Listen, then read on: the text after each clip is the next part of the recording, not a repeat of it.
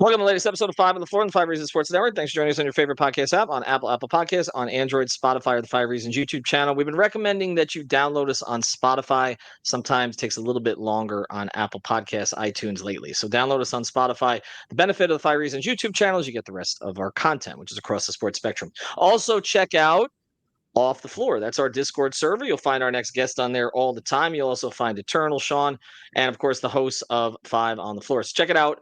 It's Off the Floor, link right there in the description. Get off of Twitter. Just talk Heat and other things related to them. And we've got the draft channel and the transactions channel, both of which we've been talking about a lot lately here. But you get the information first there. So go to Off the Floor, click on the link in the description, and you'll bypass the Apple upcharge. Also check out Prize Picks. Use the code 5, FIVE. Put down your $5. You get $50 to play right away. Prize Picks is the official sponsor of the Five Reasons Sports Network, and it is legal in the state of Florida. So play again across the sports spectrum. It's prizepicks.com. And now, today's episode. Mercy, luxurious, Heat Nation, yeah, Mercy and Lago, down in Biscayne, yay, five on the floor, ride for my dogs, where here's the thing, you can check the score, hustle hard, couple scars, wearing bubble frauds, down in Biscayne. Kept the flow playing, got it all banned. Y'all seen the block, stop with one hand. And Pat we trust, Inspire have the guts. We're here to bring the heat, y'all can hang it up. Welcome to Five on the Floor, a daily insider show on the Miami Heat and the NBA, featuring Ethan Skolnick, Greg Sylvander, Alex Toledo, Brady Hawk, and others from the Five Reasons Sports Network. Also make sure to subscribe to Off the Floor for the most heat anywhere.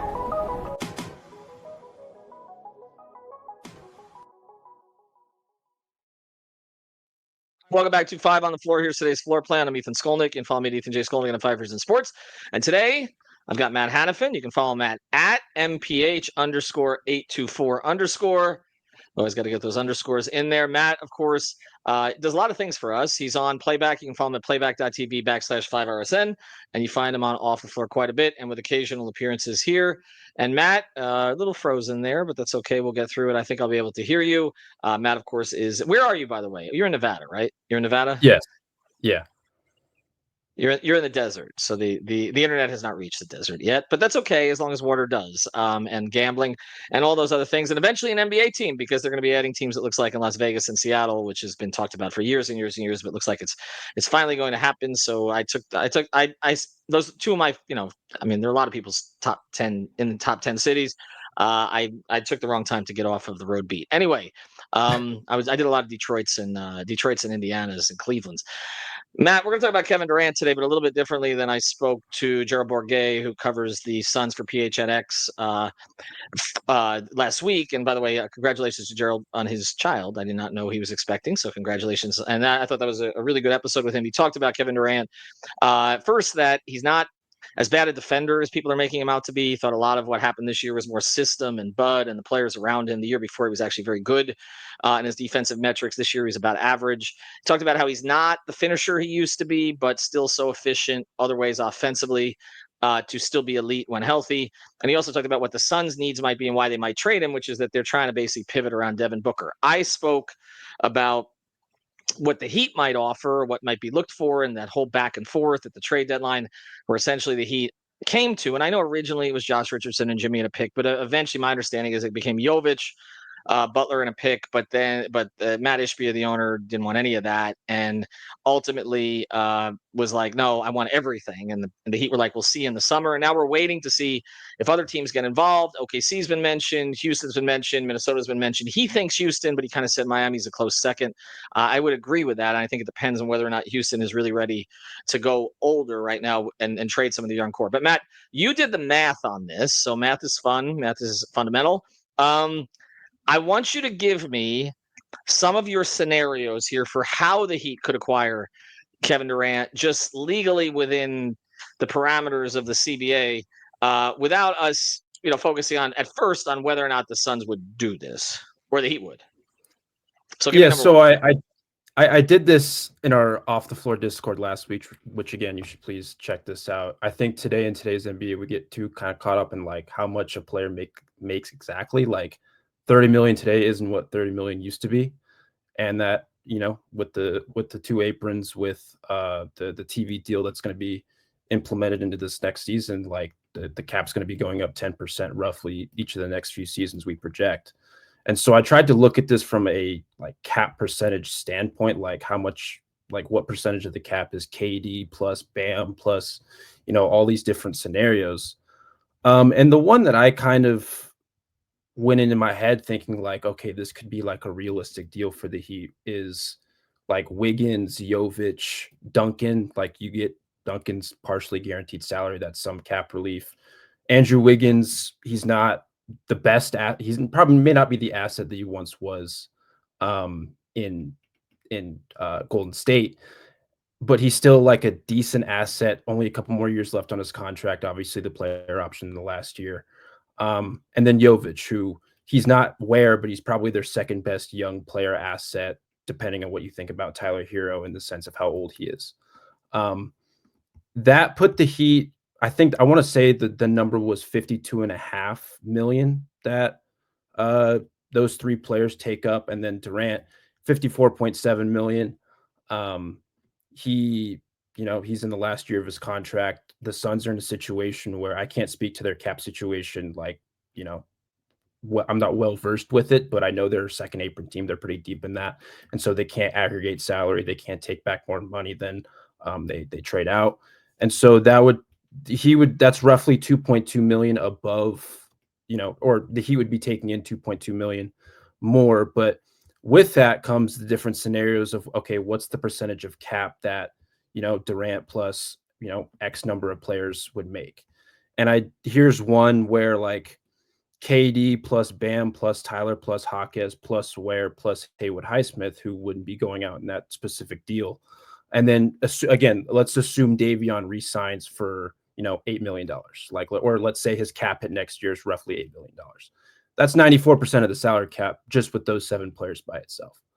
If Davion resigns for more, that's 95% of the cap. And so like, that's kind of the exercise that I did. And I did kind of a bunch of like arbitrary scenarios just to see like, okay, what kind of flexibility would the Heat be looking at if they acquired Kevin Durant, they traded X number of players, and we can kind of talk about the overarching conclusion, but like there's going to be sacrifices somewhere. Mm-hmm. If 7 players are making up 85 to 100% of your salary cap, and that's just kind of the situation that the Heat is in. And like I know you've phrased it in the past in the sense that like the amount of vehicles they can drive. Well, obviously the first and second aprons, I think the first apron's roughly like 40 million above what the cap will be this year. And then the second apron will be 12 million past the first apron. And so like there's still some flexibility, but it limits how you can build out the rest of your roster. Like you're still going to need to be trading contracts. Like in the scenario, like you're going to have to be trying to get off of Terry's contract, which could be difficult by itself. Obviously they tried to get off of Kyle Anderson's contract at the deadline. Who knows if that's still like a feasible option? Like there's still some maneuverability that they would have to have in order to pull off this kind of trade and still, build a palatable roster around Kevin Durant, Bam Adebayo, and whomever else. All right. So again, give it to me one more time because I'm writing it down. So basically, KD goes to the Heat, right? Wiggins. Yeah. I had Wiggins, Jovic, and I'm drawing a blank. Duncan? What was the other one? Duncan. Yeah, it was Duncan. And that was kind of like, not saying that's a realistic offer or anything like that, but it's just within the confines of like, that's not maybe, I mean, obviously picks aside, like that's a decent, back and forth trade. Obviously there's consternation about whether they should include Ware, what other assets that they could potentially include, but there's only so much that you can trade because you can't go over that $54.7 million threshold, which is something that the Heat may have a hard time with. And the aggregation for Phoenix is a problem, which we found at the trade deadline too, with the Beal stuff and all of that. I think you're looking at a minimum of 2 first-round picks, probably, right? I mean, if you're on Phoenix's side, Maybe, yeah, probably. sure, Wiggins. So essentially, let me look at the benefits from both sides. Pick swaps could be involved as well, but you're basically looking at Wiggins, who at this stage is a functional player, but I would say at best a neutral contract. Maybe with the years that he's got left on his deal, but I mean, you could put him next to Booker. He could fill kind of the role he did with Steph in Golden State. You get Jovic, who might flourish if he's finally given a role and stays yeah, healthy. And then Duncan, the benefit there is you could use him as a shooter, which you never have enough of those. Or the other thing is that he's got that partial guarantee in his contract, which could free up a little money for them if they make a decision on it soon enough. And then again, the 2 picks. For the Heat, the benefit is obvious. You lose Wiggins, who you never really had in the first place, not for a long period of time. So you're essentially replacing Butler with KD.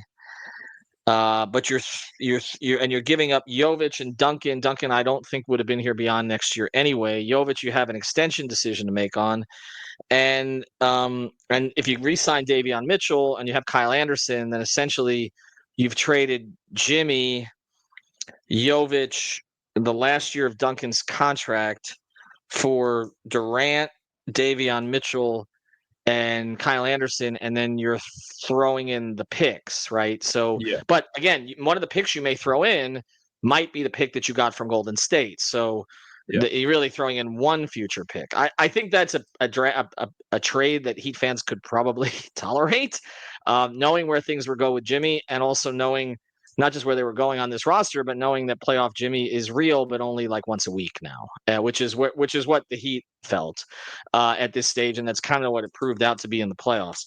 All right, so on the other side of this, I want you to get to some variations of this. We'll talk about that too as we go, as we kind of figure out how they might be able to get something done, and then the where thing, which is how that may be the sticking point for Phoenix, I would think. But we'll talk about that in a second.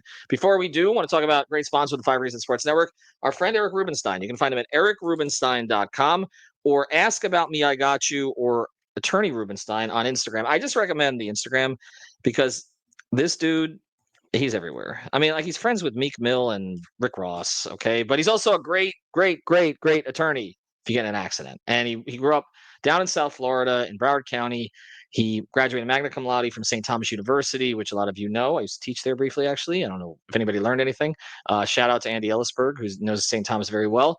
And Eric is he's just really good at his job. He's got a great personality. He's got an alter ego named Ruby. He's just a whole thing. Okay, so check him out. Attorney Rubenstein. The biggest thing is if you have a car accident, he's your go-to. Attorney Rubenstein on Instagram or 877-829-ERIC.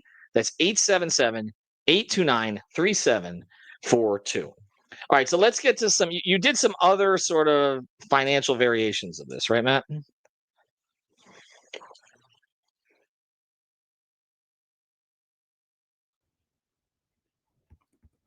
I did a bunch of like arbitrary combinations. I probably did around like 20 of them just from a curiosity standpoint. Another one that I don't think this would be at all realistic, but it's something like if Phoenix wants salary relief, you could kind of swap instead of Wiggins, you could do Terry, but then you're taking more money back in the sense that that would be, I think, I want to say he would be taking in 3.7 million, or they'd be taking more money than they send out. Well, So you're even Rozier's around closer 20. to those aprons. Right, Matt Rozier's around 24, right? I don't know how it works with those incentives he didn't earn, and then Wiggins is Yeah. closer to 30, right? So yeah, you're talking about a little bit of a difference. I guess the point you're making is Rozier's in the last year of his contract, and Wiggins is not, right? So Wiggins is the better player, the more useful player at this stage, unless Terry has a renaissance that's honestly hard to see right now. But he was valued as a first-round pick guy before. I mean, so we'll see. But yeah, that would require. So that would change the dynamic a little. That would be strictly if I think it, like you're saying, if Phoenix is looking for salary cap relief, right, at the end of next season. I don't see that. I don't. Yeah, I don't see it either. I just think like you'd be throwing, for lack of a better word, you'd be throwing Phoenix all your garbage, or at least some of your garbage. That's not a realistic scenario if you're talking about from a negotiation standpoint. Why would Phoenix do that? But outside of the salary relief, but I mean that's another one you could go with. I mean, you can maybe in that scenario you can maybe throw in like a Khalil Ware. let me see if this actually I think he makes a little bit too much. It might be just Hawkes. But there's some other ones that you can do. Like you can maybe instead of Jovic, you can throw in Ware to incentivize that just a little bit more because they're making roughly the same amount of money. But again, that could be a stopping point for the Heat. They may not want to include Ware in a trade like this. And so it gets kind of complicated. And again, like the closer that you get to that first apron, you can't use your mid-level exception. Re-signing Davion becomes a more difficult path. Right. It becomes a little bit more like it becomes a little bit harder just to build out the rest of your roster, just depending on what package you send out. Like more is less and less is more, kind of like it's right. If I'm trading out more, obviously I have a less palatable team around Durant. But if I'm trading out less, I'm trading out some of my worst assets. Well, then you're taking more back, and it's just harder to build around that.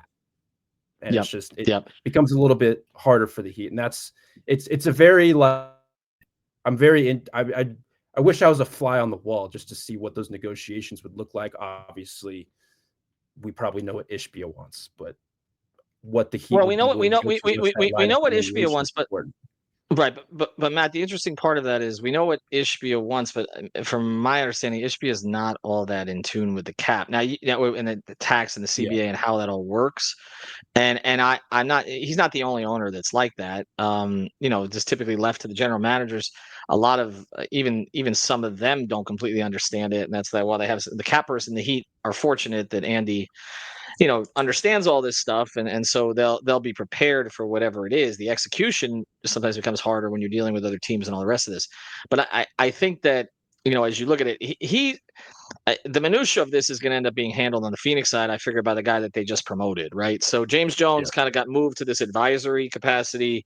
Bartelstein's son, which is kind of how everybody talks about him, he's in the front office, but more on the business side. I don't know what to say he'll have, but as far as the minutia of this, it was really James Jones who was going to deal with Andy, and then they have a relationship that goes way back. I mean, I'm not giving away secrets here. They know each other well. Every time Phoenix was in town, JJ and Andy would be sitting on the scorers table talking to each other for 30 minutes, and they have a very good relationship. So I figured that he would handle it, but now I don't know. Okay, on the Phoenix side. Before we go here, because I know the Davion Mitchell thing you mentioned is interesting, because Greg has talked about this before, that it starts to get a little bit more complicated because he's a restricted free agent and could get an offer from somewhere else that the Heat have to match. Where if other teams really like him, they could put the Heat in a very uncomfortable position there if the Heat are going after Durant in terms of how they're able to do both. My feeling on Davion, and it's no disrespect to him because I loved what he brought and I want them to resign him, is that other teams, I don't know if that sort of that crazy offer is coming, just because the word's sort of out now that some of those players just thrive better in the Heat system. And I don't know. We've seen this over and over, and and him in particular, he fits. And I just wonder if other teams are going to look at it and say, well, yeah, he's a nice player, be good for a rotation, but are we going to get the production out of him that Miami did? Is he worth that kind of big contract? But who knows? Sometimes teams have money. They want to get a guy. I mean, Brooklyn would worry me for him. We talked to, I think Fonseca has mentioned this. Our guy Brian Fonseca, he covers a lot of Knicks and Nets stuff, and he talked about how Davion's agent actually represents 3 other players on the Nets, and the Nets have money. So that's the one that I would watch there. They don't really have a roster in place. They're kind of formulating it, and he might fit. But, I mean, he fit great in Miami, and I hope he can return. It's just make it a little complicated. All right, before we go, give me you mentioned the Wiggins, Jovic, Duncan at the beginning. Give me, did you have anything on there with Ware that you found palatable, I guess? Because I do feel like that's going to be the issue here ultimately. I think the one mini variation that I made was instead of Jovic, you include Ware, because again, they make roughly $4.4 million this upcoming season, and so it's a similar salary. The numbers financially still work. I think Ware is a better asset than Jovic in the sense that I think he has a higher ceiling. I don't think that's a hot take or anything like that. So I think that would be the one that Wiggins, Ware, and Duncan, again, that you get to around $52.5 million, you're still taking 2.2 million back. And so you're, I think, roughly $13 million away from the first apron. $25 million away from the second apron. And that's just with, I think, I want to say it's like 10 or 11 guys on the roster. And so you still need to find a way to fill that out, whether be it minimum contracts. You try to trade away Kyle Anderson and create some salary relief. If you have to trade away someone like Tyler, I know that's like a hot topic. You have to get less salary in return. Like, that's not even factoring the potential players or player that would come back in addition to potentially some draft capital. Like you have to get a little bit creative, not saying it's something the Heat should do or shouldn't do.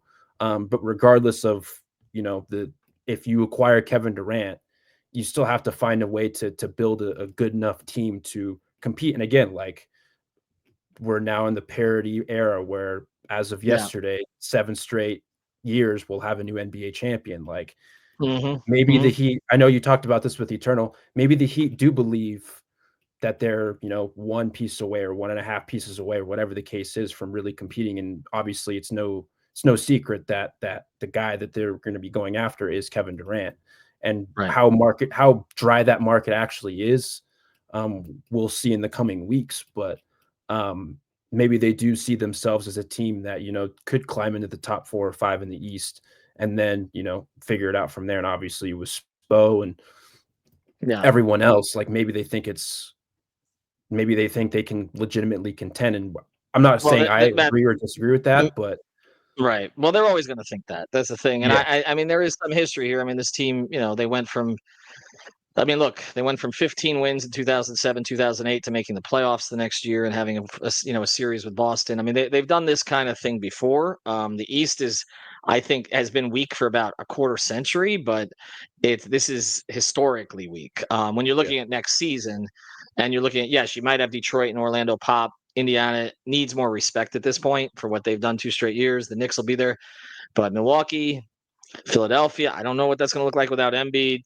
Tatum's out for the season. Dame's out. It's a mess. And none of the stars are going east. And now Cooper Flag just went west. So Luka stayed west. Like, everybody's staying west. So I understand the thinking, and I think that is the big pitch when you're going. If trying to convince Durant to push this a little bit to Miami, it's like, okay. And I don't think he needs the push. He knows hoop. Okay, obviously better than anybody. Look at the 2 conferences. You want to go fight in the West? Seriously, like in that, or you want to come to the East? It's kind of like, the East is the HOV lane. Okay, that's $20 so that nobody wants to pay it. That's the HOV lane, and everybody else is stuck in traffic at the Golden Glades. Like, you should go to the East. Just run over some cones and get to the East. Okay, so that's kind of where we're at right now. Anyway, Matt, appreciate you doing this. I guess the debates will come on what you do, but when you're talking about like where Wiggins, Duncan, 2 picks for KD, I'll just leave this with fans as we go. Would you do that? Have a good one, everybody.